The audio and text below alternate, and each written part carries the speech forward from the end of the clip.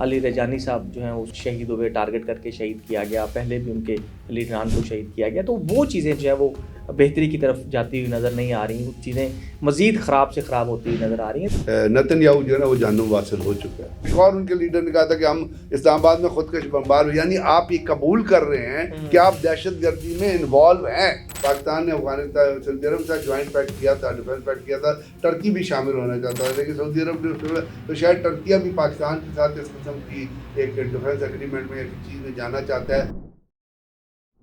अस्सलाम वालेकुम जी, मैं हूं हसनैन चौधरी और हमारे साथ मौजूद हैं ब्रिगेडियर रिटायर्ड सैयद ज़फ़र अली साहब। सर, बहुत शुक्रिया टाइम देने का। सर, पाकिस्तान और अफ़गानिस्तान के दरमियान हालात तो उसी तरह चल रहे हैं, लेकिन पाकिस्तान ने फिर भी एक जो है वो एक अच्छे हमसाये का सबूत देते हुए और एक अच्छे दुश्मन का सबूत देते हुए अब ये समझें कि जंग होते हुए भी हमने एक अपना जो ऑपरेशन शुरू किया था ग़ज़ब-उल हक़, उसको अभी आर्जी तौर पर रोक दिया। और दूसरी तरफ से अफ़गानिस्तान की तरफ से कुछ बयानात आ रहे हैं, तो वो भी कुछ चीज़ें बेहतरी की तरफ है। लेकिन दूसरी तरफ देखें तो दीगर जो ख़ित्ते में चीज़ें चल रही हैं ईरान, इसराइल, अमेरिका के हवाले से, वो बड़ी जो है वो सूरत-ए-हाल ख़राब है। जैसे अभी अली रजानी साहब जो हैं वो शहीद हुए, टारगेट करके शहीद किया गया। पहले भी उनके लीडरान को शहीद किया गया। तो वो चीज़ें जो है वो बेहतरी की तरफ जाती हुई नज़र नहीं आ रही। वो चीज़ें मज़ीद ख़राब से ख़राब होती हुई नज़र आ रही हैं। तो इस तरह तो चीज़ें चलती रही तो ख़ित्ता किस तरफ जाता हुआ दिखाई दे रहा है आपको? बहुत बहुत शुक्रिया हसनैन। आप भी उतने कंसर्न रहते हैं जितना पाकिस्तान के बाकी लोग जी। हैं, और हम बार बार यही कहते हैं कि चीज़ों को जो है हकीकत के पर्सपेक्टिव में बिल्कुल देखिए, सही। बड़ा ज़रूरी फैक्ट है। And figures facts and figure के साथ बात देखिए करनी चाहिए। तो आपको चीज़ें जो है वो बेहतर तरीके से समझ आएंगी। और हम कोशिश करते हैं कि जो चीज़ डॉक्यूमेंटेड से रिलेटेड है वो चीज़।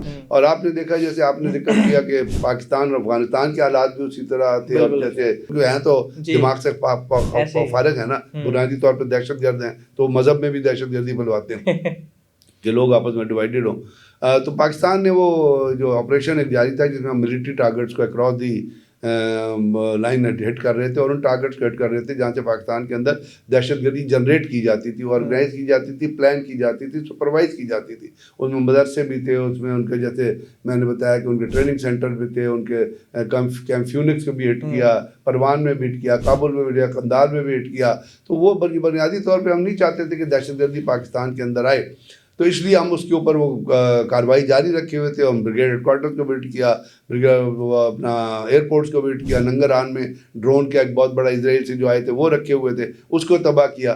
तो अब उसको आते आते पाकिस्तान ने कल ये ऐलान किया कि हम बिकॉज ऑफ, मैंने आपको बताया, हम अमूमन इखलाकी लड़ाई लड़ते हैं, लड़ाई के अंदर भी इखलाक का ख्याल रखते हैं। हम वो नहीं है जो डिप्टी गवर्नर के हमने मतलब जो इस किस्म के बयान दें जो वल्चराइज हैं। जैसे अफगानिस्तान के अंदर से बयान आया था, वो उनका जो था वो उमरी है, उसने कहा कि जी हाँ, अफगानिस्तान में हमारे पास TTP है, महाजिर हैं, हमारे पास खुदकश बमबार है, हम मारेंगे। फिर एक और उनके लीडर ने कहा था कि हम इस्लामाबाद में खुदकश बमबार, यानी आप ये कबूल कर रहे हैं कि आप दहशत गर्दी में इन्वॉल्व हैं। इससे बड़ी और क्या बात होगी। अब पाकिस्तान ने तो रोक दिया। अभी एक चीज़ अच्छी डेवलपमेंट ये हुई है, जो आपने कहा कि अफगानिस्तान में, कतर में एक अफगानिस्तान के सफ़ीर ही कह लिए, रिप्रेजेंटेटिव कह लिए, सुहेल शाहीन साहब, वो बड़ा मॉडरेट किस्म का आदमी, और उसके बयान बड़े पढ़े लिखे बयान थे, जो उनमें पढ़े लिखे लोग कम हैं, बड़ी मोतबर मतलब एजुकेटेड किस्म की चीज़ें उनके बयान के अंदर नज़र आती हैं। अदरवाइज तो आपको पता है ज़्यादातर जायज़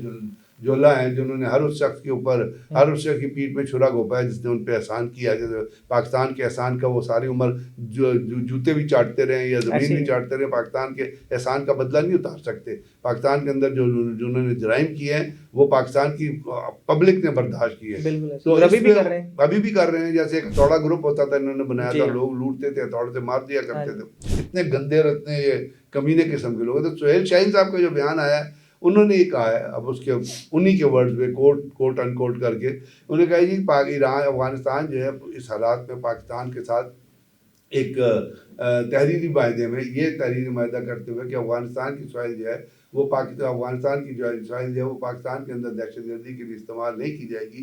इसके ऊपर हम बातचीत करने के लिए तैयार हैं, और हम रिटर्न स्टेटमेंट भी देने के लिए तैयार हैं, रिटर्न एग्रीमेंट भी देने के लिए तैयार हैं। तो जब आप बातचीत करेंगे, अब आपको पता है कि टर्किया भी इसके अंदर काफ़ी मुतर्रक है, बिकॉज एक इससे एक लिंक करके कहूँगा कि एक बयान आया था कि जी, बयान काफ़ी पहले आया था इसराइल की तरफ से कि जी जब हम ईरान से डील करेंगे तो फिर टर्किया की और अपना पाकिस्तान की बारी है। तो टर्किया नेटो का मेंबर भी है, नेटो जी। टूट रही है, तो जी। टर्किया के अभी फॉरेन मिनिस्टर भी गालिबन पाकिस्तान आ रहे हैं, तो टर्किया भी पाकिस्तान की तरफ देख रहा है, क्योंकि जब पाकिस्तान ने अफगानिस्तान सऊदी अरब के साथ ज्वाइंट पैक्ट किया था, डिफेंस पैक्ट किया था, टर्की भी शामिल होना चाहता था, लेकिन सऊदी अरब ने उसने, तो शायद टर्किया भी पाकिस्तान के साथ इस किस्म की एक डिफेंस एग्रीमेंट में एक चीज़ में जाना चाहता है, और वो उसके लिए वो चाहता है, चाइना भी चाहता है कि इस खत्ते में दहशतगर्दी जो है वो किसी न किसी तरह से अफगानिस्तान के अंदर से पाकिस्तान के अंदर ख़त्म की जा सके, बिकॉज इससे पहले भी टर्किया में मजा। तो ये सुहेल शाहीन साहब का बयान है। अब देखते हैं कि इसके ऊपर सुहेल, क्योंकि वहाँ पे धड़े भी बहुत हैं, आपको पता है अफगानिस्तान के साथ ग्रुप भी बहुत हैं, कोई कंदारी ग्रुप है, कोई काबुल ग्रुप है, और कोई लेकिन NRF जब ये है। बातचीत चलेगी तो जाहिर बात है चीजें जो है एक वहाँ पे नेशनल रेजिस्टेंस फोर्स बनी है जो कंपोज है यूथ ऑफ अफगानिस्तान की, जो कहते हैं कि हम तंग आ गए हैं अफगानिस्तान के बारबैरिक वैश्यानिक किस्म के कौम लूत के जो लीडर्स हैं, रिप्रेजेंटेटिव हैं, जो लीडर के तौर पर हम इनसे तंग आ गए, तो उनके खिलाफ NRF जो है वो अपनी आवाज़ भी बुलंद कर रहा है, और नेशनल रेजिस्टेंस फ्रंट जो बना है जो यूथ, वो कहता है कि हम इनके खिलाफ मुहिम भी चलाएंगे, तो अफगानिस्तान के अंदर एक वो भी धड़ा है। तो इसलिए अब देखना है कि ये जो सुहेल शाहीन साहब ने कहा है, इसका रिप्रेजेंटेटिव रिकग्निशन जो है आने वाले दिनों में, और अगर ये हो जाए तो मैं आपसे बड़ा कैटेगोरिकली कह रहा हूँ कि हम जब बात करते हैं तो दुख से बात करते हैं अफगानिस्तान के अफगान के लिए, अवाम के लिए भी, और पाकिस्तान के अवाम के लिए। पाकिस्तान और अफगानिस्तान के अवाम के दरमियान आपस में एक दूसरे से ताल्लुकात के साथ साथ लॉस ऑफ लाइफ नहीं होना चाहिए, और वो उसके लिए दोनों हुकूमतों का कॉपरेशन, पाकिस्तान वो कॉपरेशन करने के लिए तैयार है, अफगानिस्तान की तरफ से आधा कदम उठेगा तो पाकिस्तान 2 कदम आगे आके उनको गले लगा लेगा। तो ये सुहेल शाहीन साहब का जो बयान आया है, इसको आई थिंक अफगानिस्तान की हुकूमत को गौर से देखना चाहिए, और इससे खत्ते में हालात बेहतर होंगे, क्योंकि दुनिया में तो पहले ही जंग चल रही है। अभी जैसे आपने कहा ईरान के अंदर अली लारंजानी साहब हैं, वो शहीद हो गए हैं, और उसके साथ साथ ईरान के अंदर उनकी शहादत के ऊपर, उनकी बरियल के ऊपर जो जम्मे गफीर निकला है, उससे आपको ये नज़र आएगा कि अफगानिस्तान ईरान कितनी बड़ी कौम है, और वो किसी भी तरीके से अमेरिका इजराइल से डरने वाले नहीं है, ना वो उनकी कभी हेजेमनी कबूल करेंगे। लेकिन इस तमाम क्राइसिस में सबसे फ़ायदा जो उठा रहा है इकोनॉमिकली भी, पॉलिटिकली भी, स्ट्रेटजिकली भी, वो है चाइना। और चाइना जिस तरह तेल जमा कर रहा है और सस्ता ऑयल ले रहा है, तो चाइना इस जंग को फेंस पे बैठ के देख रहा है, बट आई पर्सनली फील कि China should play a positive role, और सामने आए, किसी मिडिल पावर को मिलाए, और अगर ये जंग रुक जाए तो दुनिया के चीज़ें बहुत ज़्यादा बेहतर हो सकती है, नहीं तो बहुत ज़्यादा हालात ख़राब हो सकते हैं।